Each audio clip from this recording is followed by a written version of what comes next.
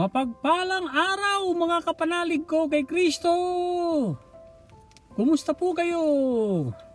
Ang inyong brother Nico Cruz po ito. God is forever in control. Ulit-ulitin po natin yan. Ano man ang ating ginagawa, sinusuong ng mga bagyo, pinagdadaanan. Yes, daanan lang ang bagyo. Huwag manatili sa bagyo. Dahil God is forever in control. Matulog ng mahimbing dahil God is forever in control. Kumain ng sapat, kumain ng healthy. Magpakapanatag sa sarili, patatagin ng espiritu dahil God is forever in control. Maging kaibigan ng sarili, magpatawad, magmahal, maging mahabagin, magbigay ng magbigay, magtanim ng magtanim, magtrabaho ng tapat na tapat sa Diyos. Dahil God is forever in control. Sabayan niyo po ako mga kapanalig sa dasal na tinagalog na natin na galing kay Pastor Joel Austin, Lakewood Church sa Houston. Napakalaking congregation po yan. Kasya po ang over 16,000 na magsisimba sa church na yan. Opo, mahigit 16,000 ang kasya dyan. Papuri sa Panginoon, lumalago ng todo-todo. Pinapalago ni Lord Jesus Christ ang church ni Pastor Joel Austin. Pero pa ang kanyang mga social media followers. Milyon-milyon po ang kanyang mga followers. Kaya papuri sa Panginoon na lumalago ng todo-todo si Pastor Joel Austin at anak ng niyang church na simula ng kanyang ama na si Pastor John Austin na namayapa noong 1998 kung hindi ako nagkakamali. Ito na po. Panginoong Hesus,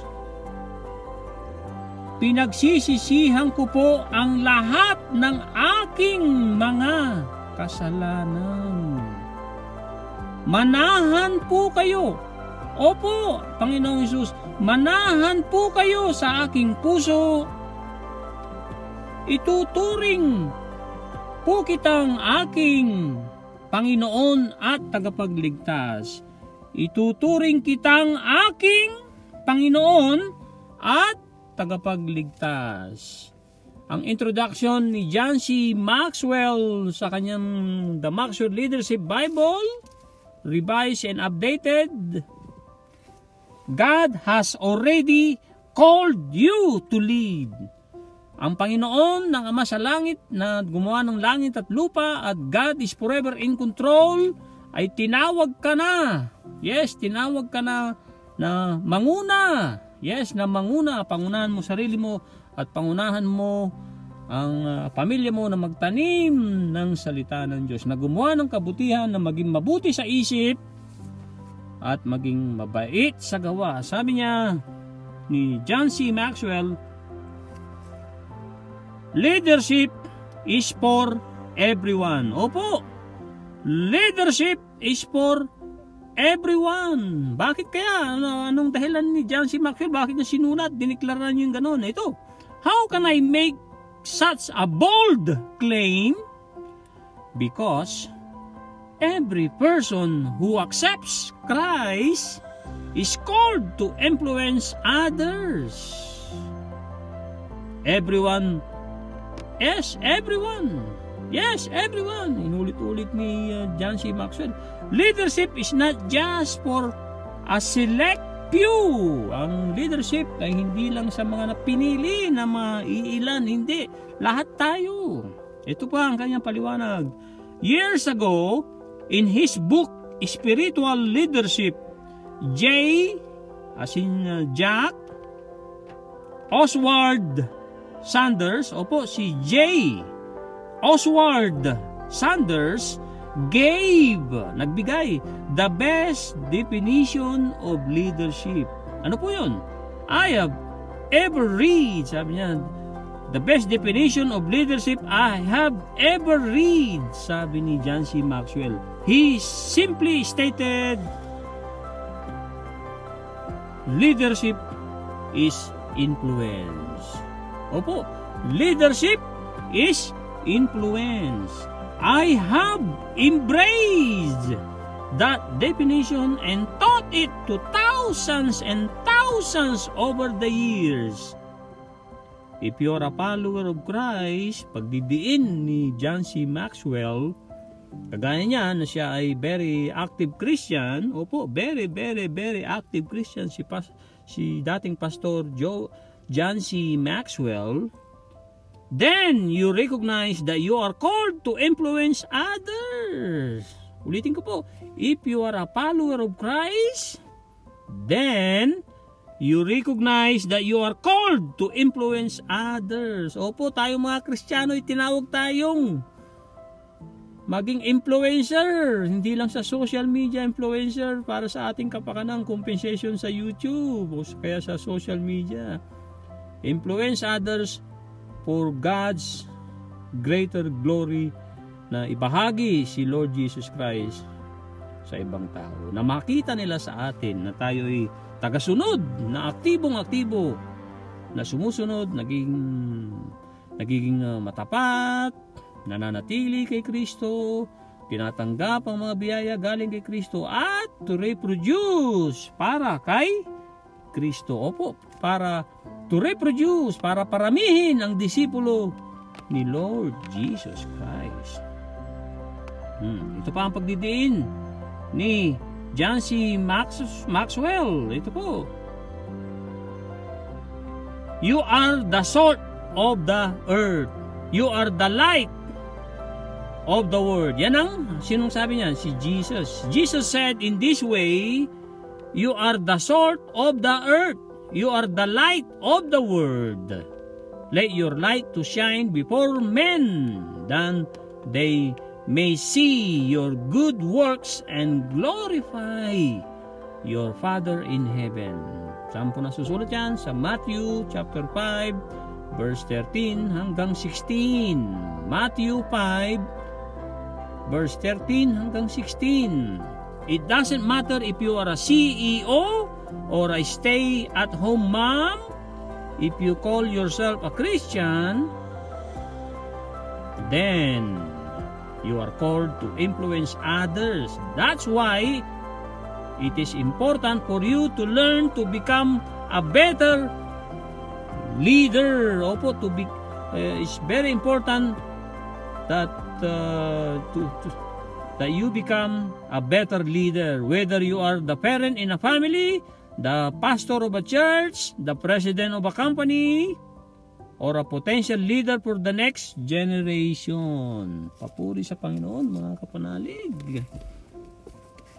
Ang napakagandang isinare sa Great is Thy Faithfulness ay ito po. Nasa Luke chapter 12 verse 25. Which of you worrying can add 1 cubit to his stature? Napakagandang tanong ni Lord Jesus Christ. Which of you by worrying can add 1 cubit to his stature? Tanong ni Lord Jesus Christ. Sino sa inyo ang nag-aalala na makakapagdagdag pa, na nakakapagbigay ng benepisyo sa kanyang buhay? Ito po ang strategy for winning over worry. Ano po yun? A strategy for winning over worry. Ito po, identify specific worries. Alamin mo, i-recognize mo yung mga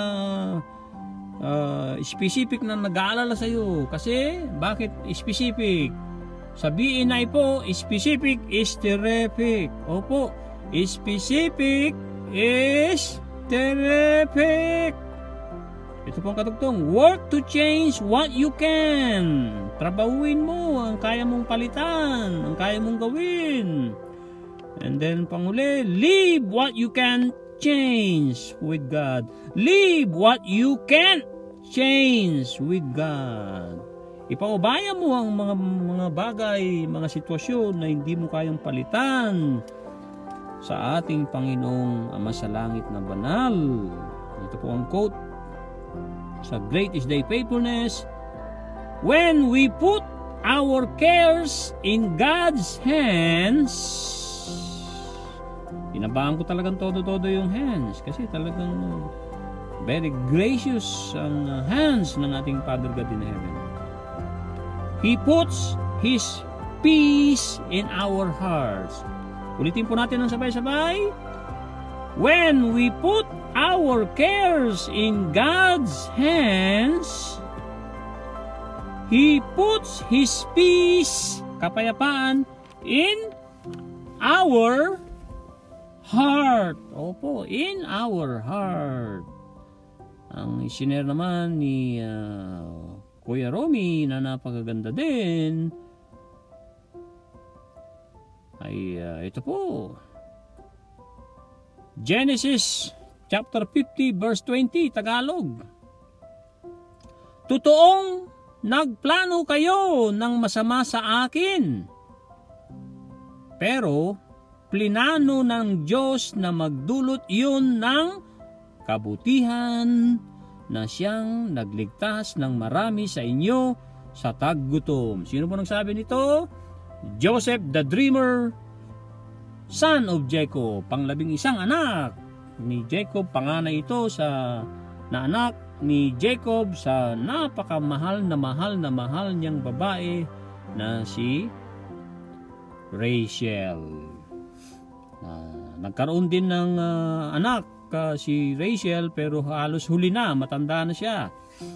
At naging anak na panganay ni Rachel kay Jacob ay si Joseph, and then pang bunso, pangalawang anak ni Rachel kay Jacob, which is pang 12 anak ni Jacob ay si Benjamin. Tips ni Dr. Willie Ong bago natin i-review ang episode 73. Tips ni Dr. Willie Ong from mahirap papuntang mayaman. Ano mga yon? 10 po. At ninotes ko na lang. Panoorin po ninyo yung bagong video na napanood ko kanina ni Dr. Willie Ong mula sa pagkamahirap papuntang mayaman. Number 1, think big. Yes, think big. Mayroon libro si Dr. David Schwartz. Think big, the magic of thinking big. Napakalaking magagawa natin pag tayo nag-isip ng big. Think big, sabi ni Pastor Joel Austin, and God will act bigger. Opo, mag-isip ng malaki. At ang Panginoon ay gagawa. Yes, gagawa. Tayo mag-isip ng malaki. Si Father God in heaven, very faithful God, very gracious God, very merciful God, ay gagawa ng malaki. Nung narinig ko yan kay Pastor Joel Austin, ay talagang dinasal ko na ako ay mag-isip ng malaki. Mag-isip ng malaki, ibig sabihin hindi lang malaking pera, malaking project, kundi malaking magpatawad, malaking magmahal, malaking maging mahabagin, malaking magbigay para sa Panginoon, sa pinansya, malaking ngumiti. Yes, smile big. Yeah, smile big. Alam niyo po ba, na matindi ang hiningi ni General Joshua na servant ni Moses. Siya ang pumalit kay Moses nung kinuha na ni Lord si Moses. Ano hiningi ni Joshua? Alam ko yung iba sa inyo alam yan, at kung hindi pa, alamin natin. Nasa susulat po yan sa Joshua.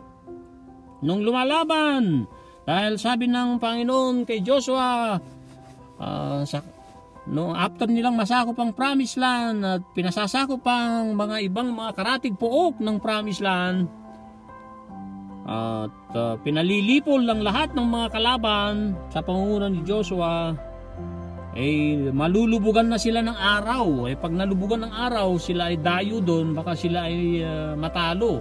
Pero may promise si Father God na lahat ng utos na iuutos sa kanya, kung gagawin ay ipananalo niya. Ipananalo ni Father God ang lahat ng laban ni Joshua, ng lahat ng laban ng Israel. Mangunguna si Father God na labanan ng lahat ng mga hindi makadiyos sa panahon ni Joshua. may matinding hiling si Joshua, kaya nga think big. Napakagandang talagang tayo mag-think big and ask bigger things sa ating Panginoon. Ang hiningi ni Joshua, Panginoon, kung maari po ay ang araw ay maging stand still at dapat ay nandiyan pa, hindi pa lumubog, manatili muna dahil pag naging madilim baka matalo po kami.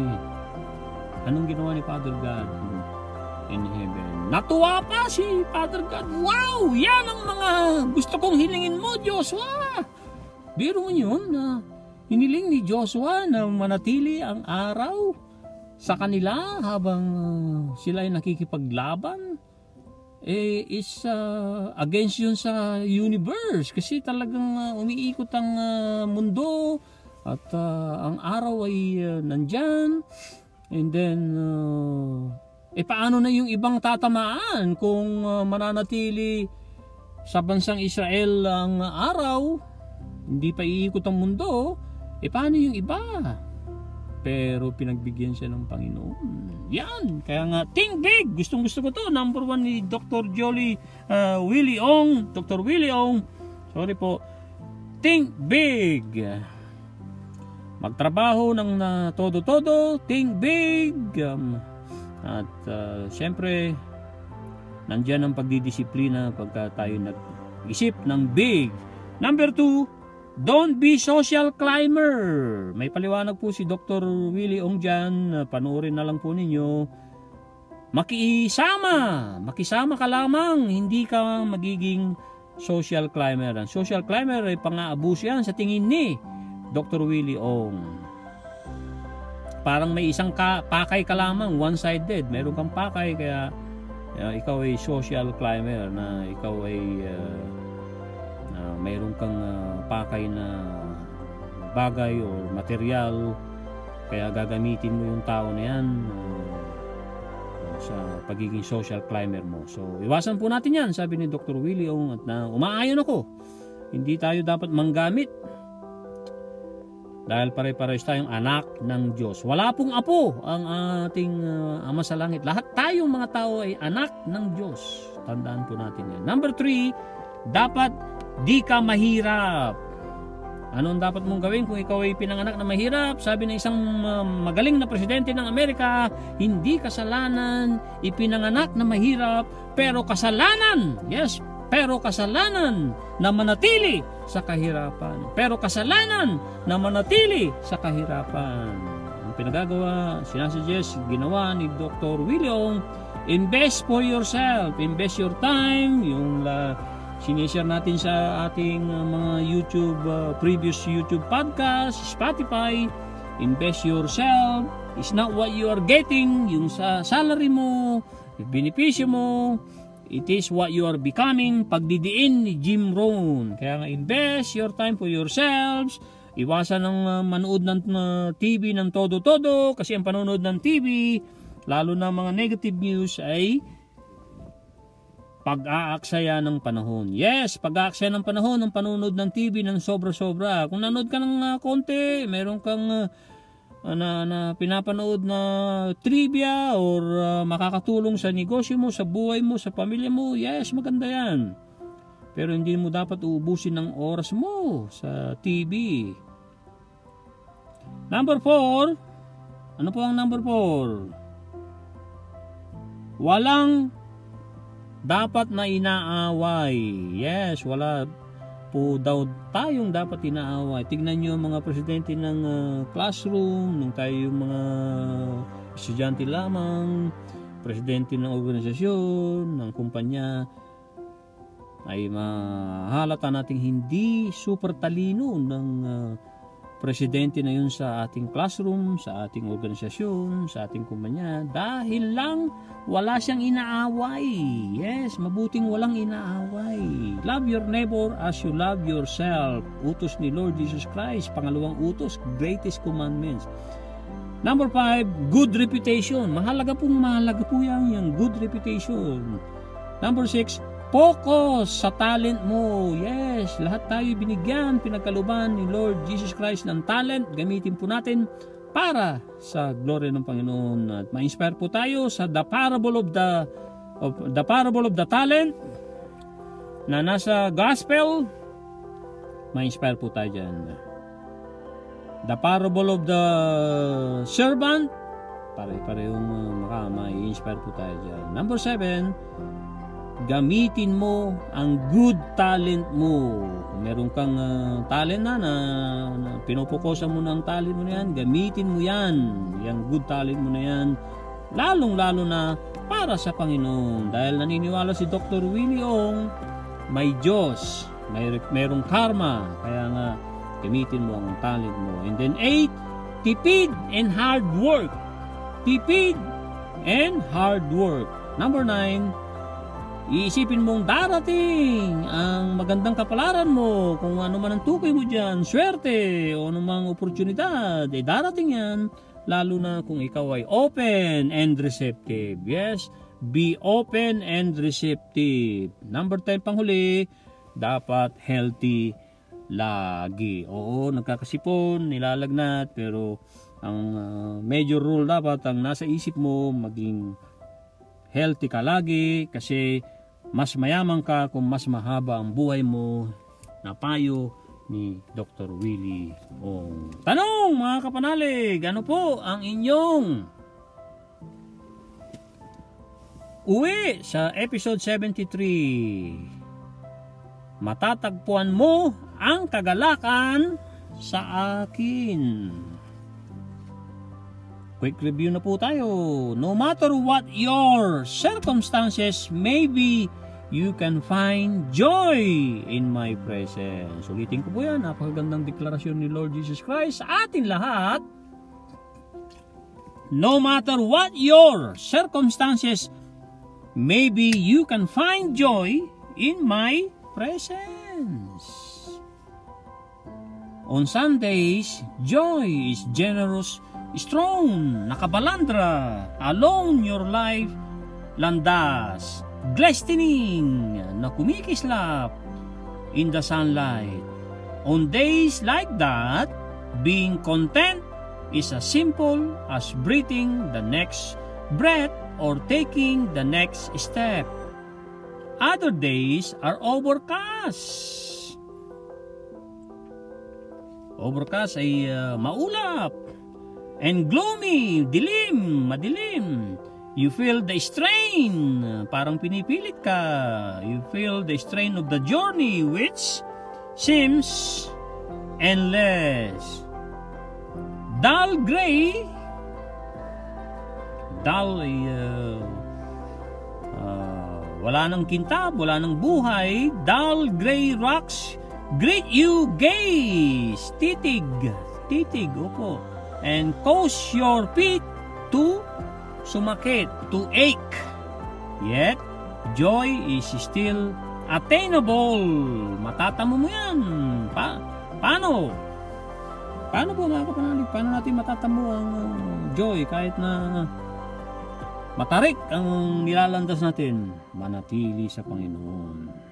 Dahil talagang tunay na bigay niya, ay wala siyang ibang binibigay, si Lord Jesus na kapahingahan at kapayapaan. Yet joy is still attainable. Search for it as for hidden treasures. Begin by remembering that I have created this day is not a chance occurrence.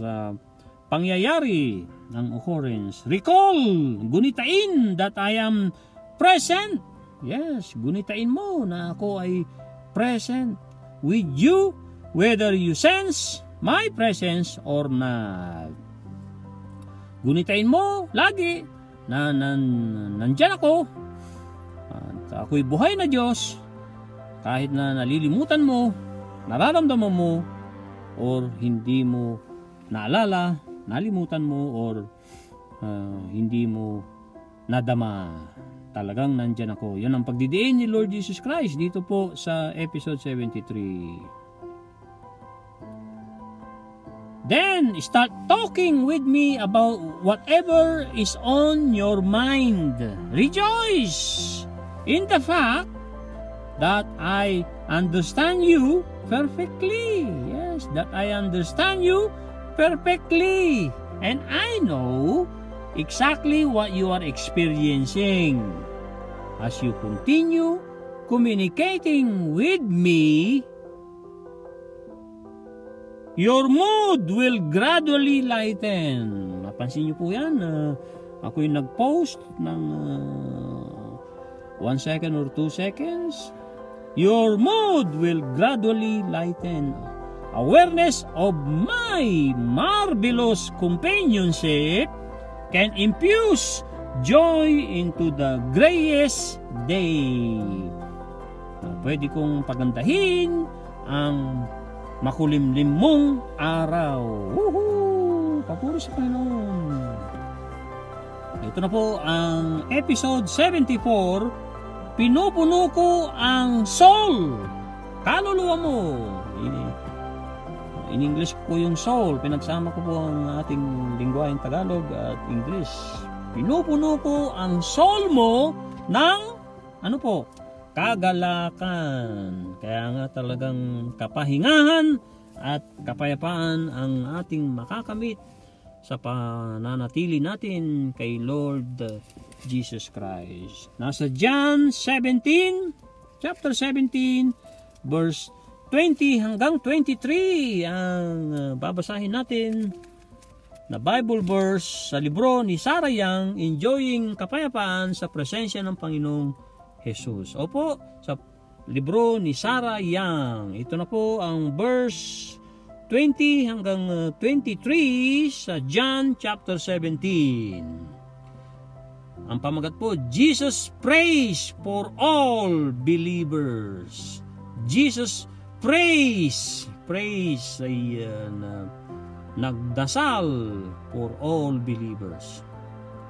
Ito po, it says, I do not pray for these alone, but also for those who will believe in me through their word, that they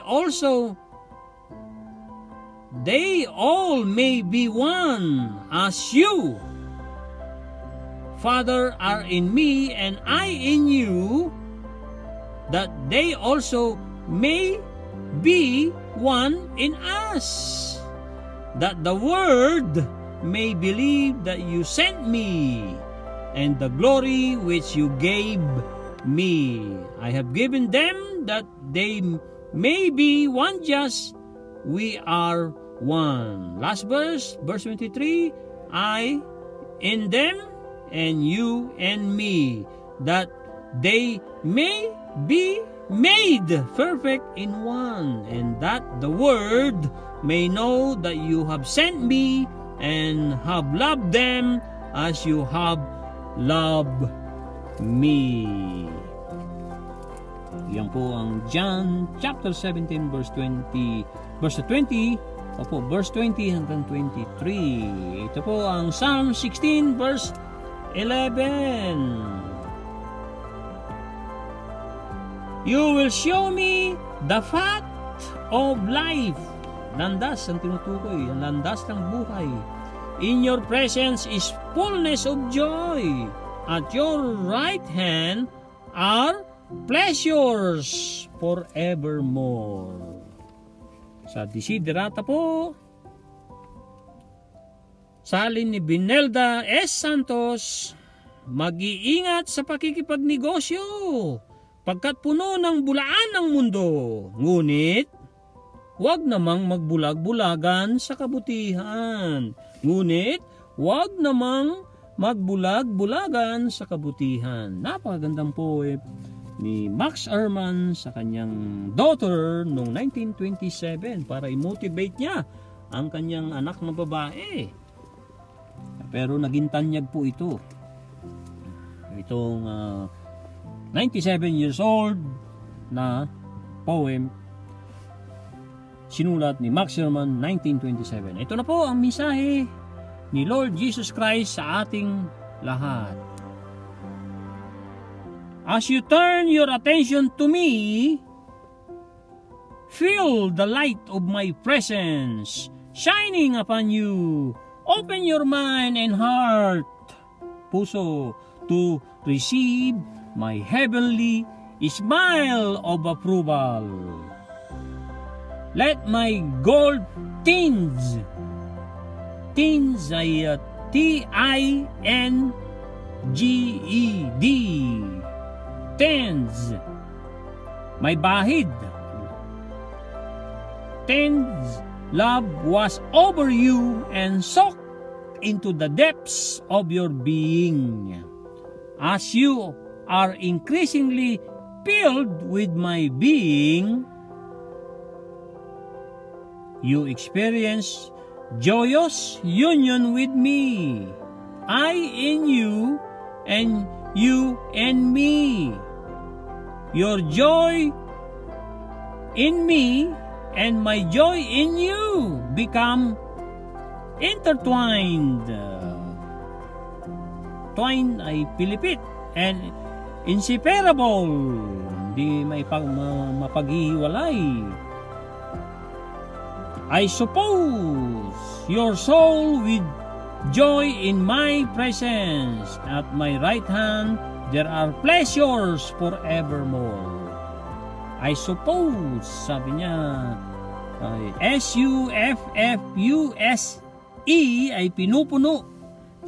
Pinupuno ko, diyan po natin hinango ang title, pinupuno ko ang kaluluwa mo ng kagalakan. Papuri po sa ating Panginoong Hesus. Talagang pinupuno ng ating Panginoong Hesus ang ating kaluluwa ng kagalakan. Kaya magalak po tayo mga kapanalig.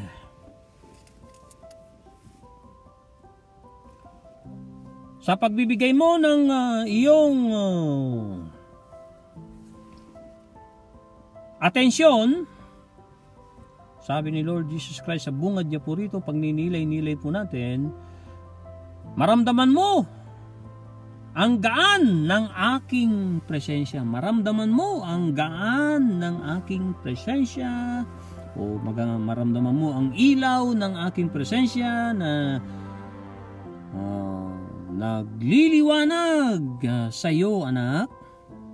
Buksan mo ang iyong isip at ang iyong puso para tanggapin ako.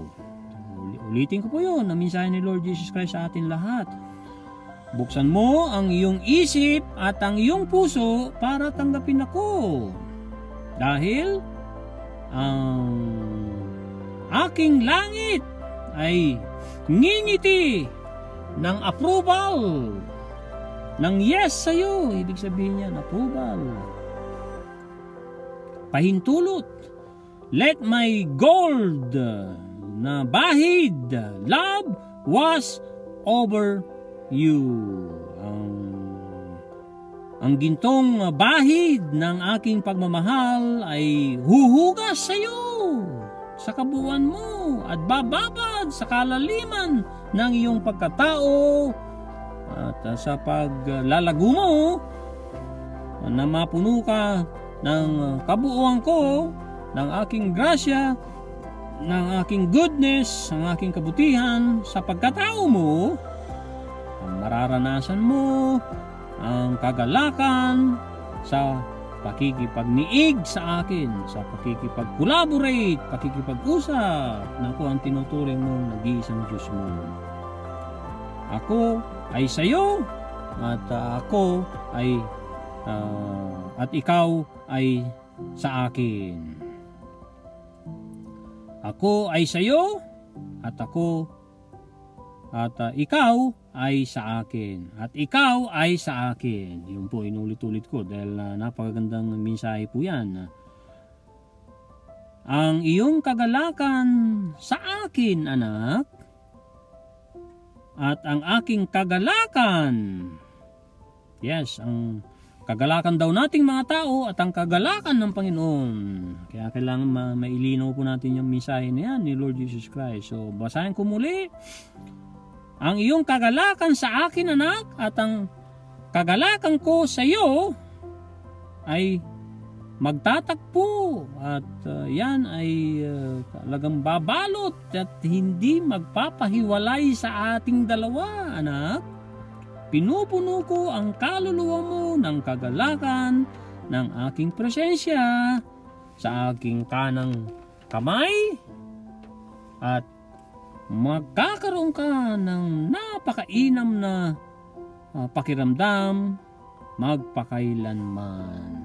Ang aking right hand, sabi niya, ang aking kanang kamay na maraming kagalakan, na maraming kapahingahan, na maraming kapayapaan magpakailanman. Woohoo! Salamat po, Holy Spirit, na ginambayan mo po kaming maunawaan po namin ng mga mensahe ninyo. Salamat po, Holy Spirit. Salamat po, Holy Spirit. At ang ating tatalakayin sa Happy to Serve na ibinahagi po sa Happy to Serve ay napakaganda. Ito po ang sabi ni Andrew Carnegie sa libro niya na pinablish ni, although si Carnegie ang bidang-bida rito, pero ang nagsulat na ay si Napoleon Hill, na isa niyang protege, na isa niyang estudyante na tinuruan niya bago gumraduate si Carnegie. Parang Moses Joshua. Opo, parang Moses Joshua. So kaya na ipagpatuloy ang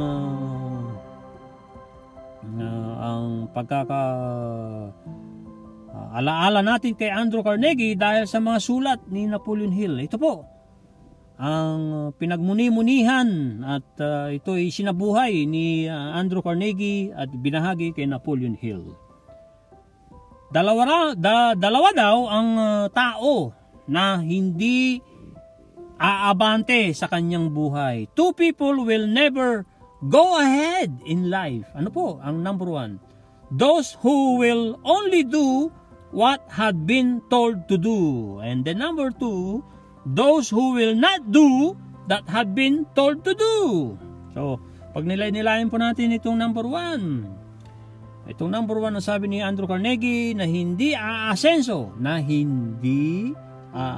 sa buhay. Itong number one ay ito yung tao na to na gagawin lang ang pinagagawa mo. Kung ikaw ay supervisor, gagawin lang ng tao mo yung pinagagawa mo. Wala nang iba. So although maganda, wala pong mali doon, pero hindi siya aasenso. Ang ibig sabihin doon, mananatili siyang worker. Kung ikaw ang supervisor, mananatili mo siyang under mo. Kung ikaw ay papayagan ng Panginoon na ikaw ay supervisor, mapupromote na manager, yung tao na yon na sumusunod lang, wala nang iba,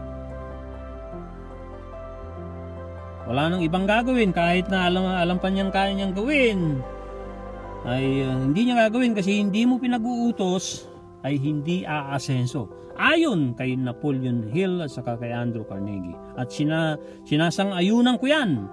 Extra mile po talaga ang golden rule pag sunod sa golden rule at pagpunta sa extra mile.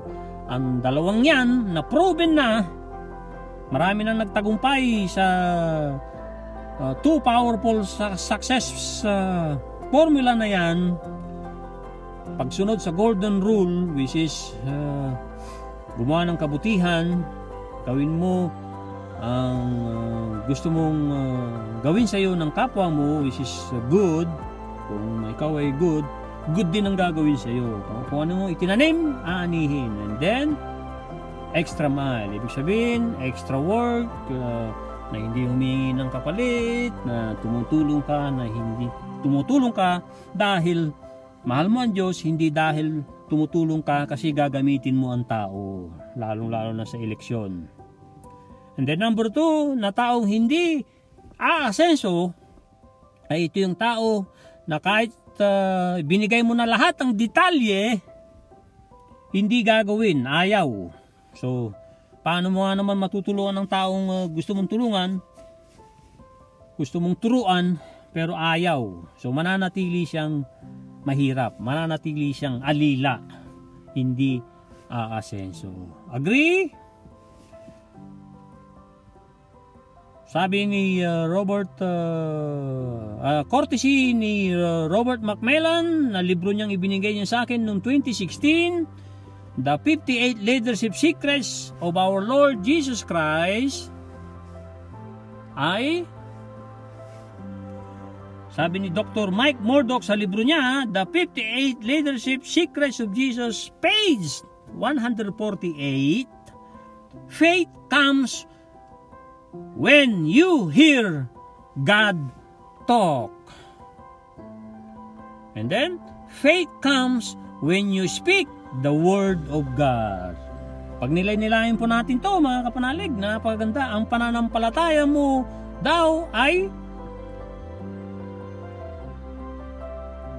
lalapit or mananatili kung kinakausap mo ang Diyos, kung nagsasalita ang Diyos sa iyo. Parang kay Abraham na talagang gurang na, pero sinabihan ng Panginoon na magiging ama siya ng mga nasyon. Ang lahi niya ay hindi mabibilang, parang bilang ng mga stars, bilang ng mga buhangin. Ay inilagay niya sa isip at puso niya yun. Kahit na delay pa, talagang nasa isip niya na kinausap ako ng Panginoon na ako ay magiging ama ng mga nasyon, hindi lang isang nasyong Israel, nasyon, mga nasyon, lahat ng nasyon. Tatay natin ng faith, si Abraham, tatay Abraham. At ang yung pag-ayuda naman ng pananampalataya ay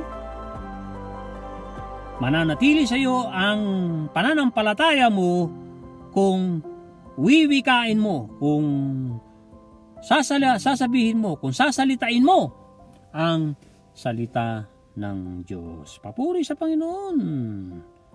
And then, life is co-creation, sabi ni Dr. Joe Vitale. Ang idinagdag ko po ay may add, God created us in His image. His is, sino? Si Father God in heaven. We can also create, innovate great things, especially to glorify our only God, Jesus. Amen?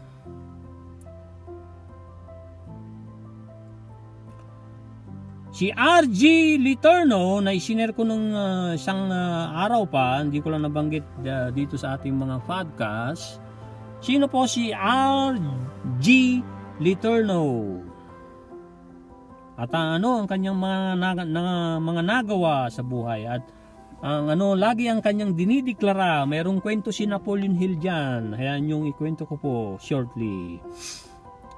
Si R.G. Letourneau ay kilalang siya ang gumawa ng mga unang makinarya para bungkalin ang lupa, hindi sa pagtatanim, kundi para sa earth moving machineries, mga malalaking makinarya na para ma-develop ang mga bulubunduking gustong i-develop with God's approval, siyempre with authority.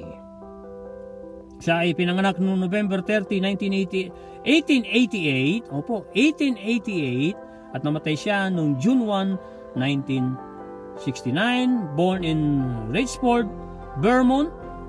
Was a prolific inventor of earth-moving machinery and the founder of Letourneau Technologies. Ang kanyang factory supplies 70% of the earth-moving equipment and engineering vehicles used by Allied forces during World War II. And more than half of the 1,500-mile, which is 2,414 kilometers, Alcan Highway in Canada was built with Letourneau equipment. Over the course of his life, he secured nearly 300 patents relating to earth-moving equipment, manufacturing processes, and machine tools. Bakit po nating sinare si R.J. Letourneau? May dahilan po. At ang God-glorifying na dahilan, excuse me po, si R.J. Letourneau, ang lagi niyang binabanggit, kaya siya nakagawa. Pag tinanong mo siya, from humble beginnings, nakagawa ng makinarya, sa kakaibang makinarya, para i-develop ang mga bulubunduking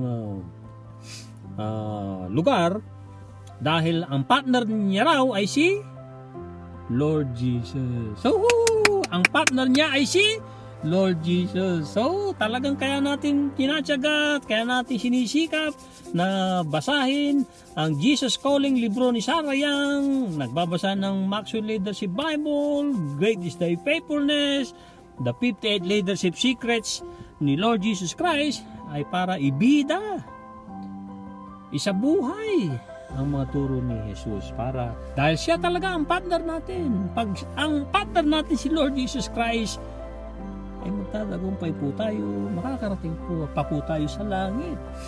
Ito po ang kwento ni Napoleon Hill nung bumiyahe sila at locally, ibig sabihin helicopter, merong na imbitasyon kasi si R.J. Letourneau kay Napoleon Hill na sumasaliksik ng mga sikreto ng tagumpay para sa Think and Grow Rich, ay bumiyahe sila makatabi sa helicopter. Napupunan niya kasi pinakikiraman doon ni Napoleon Hill ng mga galaw ni R.J. Letourneau, dahil alam na alam ni Napoleon Hill ang partner niya ay partner ni R.J. Letourneau ay si Lord Jesus. So nung pumikit ito, inobserbahan, tinignan mabuti ni Napoleon Hill, pinakiramdaman, so pumikit si R.J. Letourneau, na hindi na sinabi kung gaano katagal ang kanilang biyahe, so umidlip.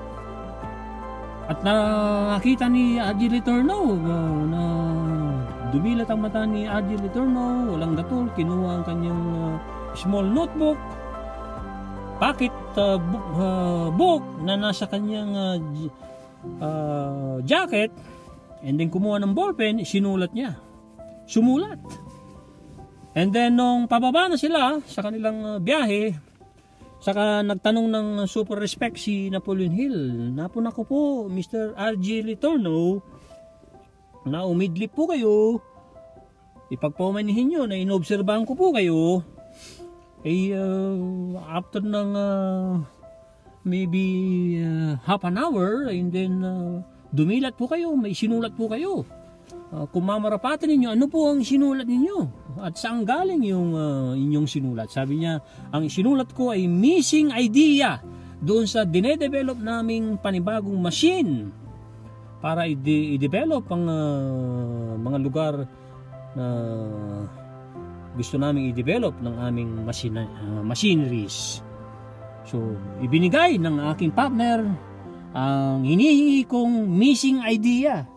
At inulirat ni Napoleon Hill, sino po ang partner ninyo? Walang gatol na sinabi ni R.J. Letourneau, si Lord Jesus Christ. Papuri sa Panginoon! Kaya dakila pong partner, dakilang kaibigan, Diyos noon, ngayon, at magpakailanman. Diyos noon, ngayon, at magpakailanman. Yan po ang ating pictures, episode 74. Maraming salamat sa inyo lahat. Shoutout kay Angelica, kay Romy, kay anak ko Patrick, na napakasipag gumawa ng mga social media online presence videos mula sa pictures na binibigyan na project na galing sa ating napakatapat na partner, Diyos, tagapagligtas, provider, at everything ng ating buhay, si Lord Jesus Christ. Kaya salamat ng marami sa iyo, anak ko Patrick, Sister Angelica, Kuya Romy, at sa lahat, kayo pong lahat mga kapanalig. God is forever in control. Maraming salamat sa inyo lahat. Okay now, God bless.